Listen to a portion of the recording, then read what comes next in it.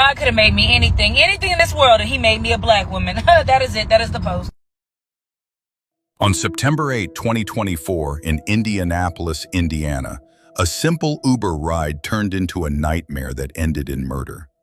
Chanti Dixon, a 30-year-old mother, placed her trust in the wrong person, a decision that cost her life. Tonight, we uncover the chilling details of her final moments, the shocking confession that left even veteran detectives stunned, and the small clue, a $5 tip, that helped crack the case. This is Chanti's story. Before we proceed, please like and subscribe to be part of our growing community. Also, drop a comment telling us where you're watching Chanti's story from. But most importantly, keep your loved ones safe. Let's dive in. Indianapolis, Indiana, a city where Chanti Dixon was working hard to build a brighter future for her 2 kids. She just moved into a new apartment on Earhart Street with her 13-year-old son, Dashan, and her 10-year-old daughter, Chanti. It was a fresh start for a devoted mom who poured her heart into providing for her family. Chanti was impossible to miss. Her vibrant energy lit up any room. Her mother, Rise Dixon, called her selfless, always putting others first. Neighbors noticed her quiet strength. She kept to herself, focused on her kids and her little dog, who followed her everywhere. But on September 8, 2024, one choice changed everything. Tonight, we'll walk you through that deadly ride, the twisted mind of a killer, and the digital trail that brought him down. Have you ever felt uneasy in a rideshare? Drop your story in the God comments. could have made me anything This could happen to in this anyone. world, and he made me a black Chanti woman. had so much to That live is the for. post. At 30, she was raising Dashan and Chanti, her daughter named after her, all on her own. They just settled into their new home on Earhart Street, hoping for a new chapter. Neighbor Giovanna Hines remembered her warmly. She just moved here, seemed like a great woman, kept to herself, always with her kids and her cute little dog. Chanti's bond with her mom, Rise, was unbreakable. Through tears Rise shared, she'd say, "Ma, you're my best friend," and I'd laugh, "Girl, you know you're mine too." Chanti was the big sister everyone admired, the glue that held her family together. To support them, she worked late nights, often finishing her shift at 3:30 a.m. Those hours meant no buses were running, so she relied on rideshare apps to get home safely. Her cousin Eric Young spoke of her heart. Chanti was a mother first, a good person through and through. Rise called her selfless, always ready to help a friend, even if it meant putting herself at risk. She made sure everyone around her felt loved and valued. In 2024, rideshare apps like Uber were a lifeline for late-night workers like Chanti, bartenders, servers, club employees, who needed a safe ride when the city was asleep. You trust the app system, the driver's background checks, the car with the matching license plate. But that trust can be a trap. For 29-year-old Francisco Valadez, driving for Uber, Indianapolis had seen trouble with rideshares before, but nothing could prepare the city for what happened to Chanti Dixon. Assistant Chief Catherine Cummings put it bluntly, "Women, girls, mothers, they deserve to live without fear of something horrific happening. Everyone should feel safe walking, biking, or hopping into an Uber." But on September 8, 2024, that basic right was ripped away from Chanti. At 3:34 a.m. on September 8, 2024, Chanti's long shift was finally over. Exhausted, she opened her Uber app and booked a ride from West 16th Street. The app paired her with Francisco Valadez, driving a BMW with Indiana plates. It should have been a quick trip, pick her up, drop her off at her new apartment on Earhart Street, where her kids were fast asleep. But something went wrong. Uber's records show the car made an odd stop along Washington Street before heading toward her home.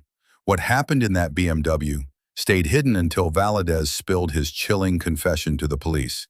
In a twisted admission, Valadez told detectives he was a virgin and offered Chanti money for sex. When she laughed him off, refusing his creepy advance, his embarrassment exploded into rage. Shockingly, even after his proposition, Chanti tipped him $5 through the app, a small gesture that became a haunting piece of evidence. That $5 showed she still trusted her driver, unaware of the horror about to unfold. Valadez confessed he shot Chanti once in the left side of her head as she sat in his back seat. One bullet stole her life in an instant, but the story gets even darker. He admitted to dragging her lifeless body out of the car and dumping it behind a concrete barrier at the end of Wagner Lane. In a sickening act, he tried to violate her corpse before tossing her 2 cell phones and wallet into nearby woods. Those phones would later become the key to catching him. Sunday morning came, and Chanti never made it home. Her family knew something was terribly wrong. Chanti always came back to her kids, no exceptions. When her phone went silent, panic set in. Desperate, her family turned to location tracking to find her, hoping for answers. The digital clues led Chanti's family to a place they never wanted to search. On Monday, September 9th, 2024, at 1 p.m., Indianapolis police got a chilling call. A body had been found in the 1800 block of Wagner Lane, near East Raymond Street and South Sherman Drive. Officers rushed to a wooded spot tucked behind a quiet neighborhood. There, they found 30-year-old Chanti Dixon. Her body was naked, face down, with a sweatshirt pulled over her head and arms. A single gunshot wound marked the left side of her head. Just 20 feet away in the woods, police spotted her 2 cell phones and wallet, exactly where Francisco Valadez said he'd tossed them.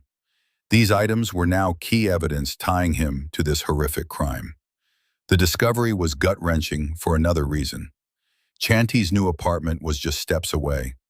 She was so close to home, to her kids, to safety. Her neighbor Giovanna Hines was shaken. "It's horrific. She just moved here, not even a week ago," she said. The crime scene was near a school bus stop where kids pass by every day. Assistant Chief Catherine Cummings pointed out the chilling reality. This happened in a neighborhood where children get off the bus nearby. How long would you wait to report a loved one missing? For Chanti's family, every unanswered call, every passing hour, tightened the knot of dread in their stomachs. They were inching closer to a truth no family should ever face. The investigation was just kicking off, but the digital trail left by Chanti's killer was about to make this case move lightning fast. Francisco Valadez thought he'd covered his tracks. He'd thrown out the evidence, rehearsed a story for the cops, and believed he'd gotten away with murder. But he missed one thing: a digital mistake he never saw coming. That single slip-up would land him in handcuffs in under 48 hours. Want to know what it was? Brace yourself, it's shocking. By Tuesday, September 10th, Indianapolis detectives had a victim, a crime scene, and a powerful ally: technology.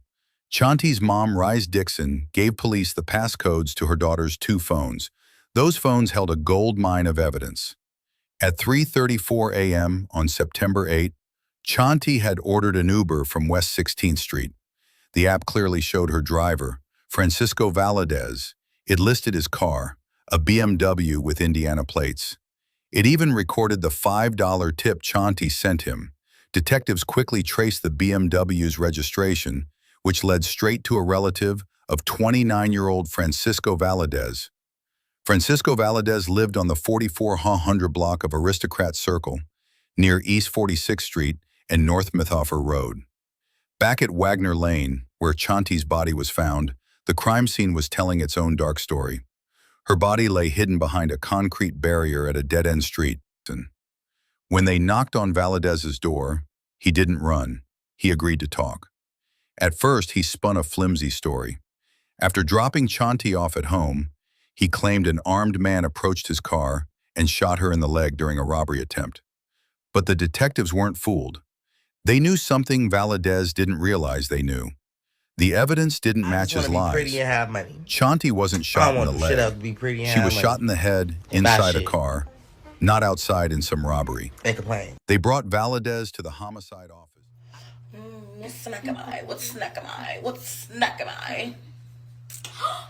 Chicken nuggets.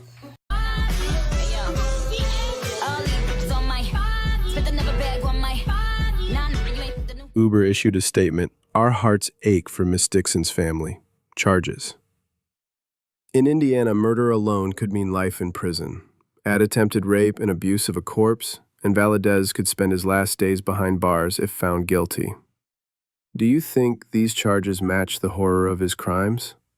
As this case heads to trial, prosecutors will seek to convince 12 jurors that Valadez deserves the harshest punishment Indiana law allows. Today, Deshawn and Chianti wake up in a world without their mom, the woman who worked some point grueling late-night shifts to provide for them, who moved them to Earhart Street for a new sixth beginning, who called her own mom her best friend. Indianapolis responded with grief and flared works one. A denovated transmission of the community resolve, neighborhood watch groups killer lides, a slight sitting conversations that they were never thought they'd need. Dixon chose to honor her daughter with love, not hate. If you want to remember her, show love, she told reporters. Get a heart, spread love. That's what she would have wanted. That's what she always gave. Chanti's death shone a harsh light on the risks faced by rideshare workers, bartenders, dancers, restaurant staff, security guards, who rely on strangers to get home when buses stop running and taxis cost too much. Safety experts shared tips that could save lives. Always check the driver's license plate and one photo before getting in. Share your trip details with someone you trust. Sit behind the driver if you can, and listen to your gut if something feels off. But the painful truth is, for people like Chanti, there's often no choice. When you finish a shift at 3:30 a.m. and your kids are waiting at French at home, you take the ride you can get. Safety takes a back seat to survival. Chanti's murder woke Indianapolis up. Neighbors started watching out for each other more closely, checking in, making sure everyone's okay. Those small connections could stop the next tragedy. What changes would you want in rideshare safety rules? The next Chanti Dixon might be counting on those ideas to make it home alive. Chanti was just 30 when Francisco Valadez stole her life. She dreamed of seeing her kids graduate, of growing old, of becoming a grandma one day. Thank you for hearing Chanti's story. If it touched you, please subscribe and share this video. Your support helps us shine a light on victims whose stories need to be told. Drop your thoughts on rideshare safety in the community. Your ideas could save a life.